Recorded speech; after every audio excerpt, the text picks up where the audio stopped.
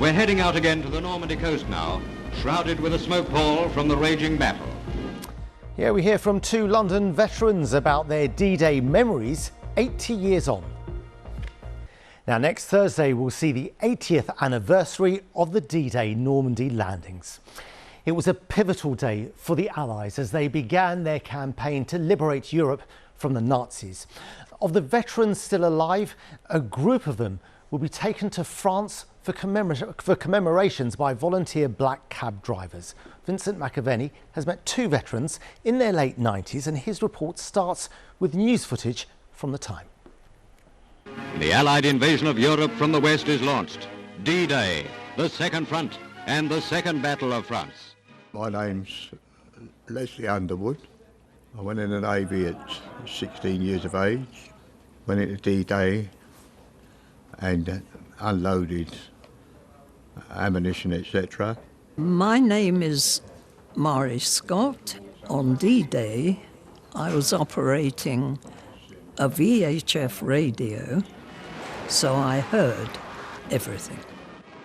After months of planning, June 6, 1944 saw over 130,000 Allied troops cross the Channel for D-Day. Londoners Les and Mari played their parts in the start of the liberation of Europe. We arrived on the scene, there was ships everywhere. The Germans was firing, our guns was firing. Men climbing over the side of the ships down on the rope ladders. Some was getting off thinking the water was shallow, but in some places it wasn't. So they just... And then, because the bodies floating around like they would do, and I went to action on the gun. And it was just one chaos. I lifted my receiver, passed whatever message I had to pass, and when the recipient lifted his lever, a signal of some kind, I was totally bemused because the sounds I heard were of rapid machine gun fire, cannon, heavier fire, bombs, men shouting orders. You couldn't understand what they were saying, but you knew they were orders. Men screaming. And I realised my opposite number was on the beaches.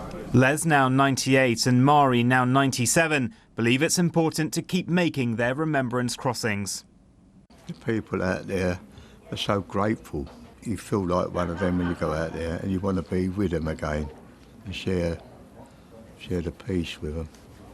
I shall go to Normandy if it's the last thing I do. And remember that day deep in the tunnels when all those young men died. You know, I feel it would be an appropriate tribute to them.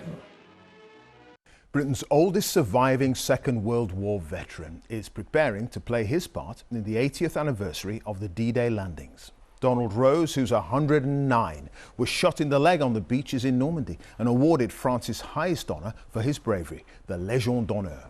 He says he's determined to help the world remember the ones who didn't survive. I don't like talking about the war. It brings back a lot of terrible things. When you see your own comrades being shot dead, it hurts. D-Day, to me, it was just another battle.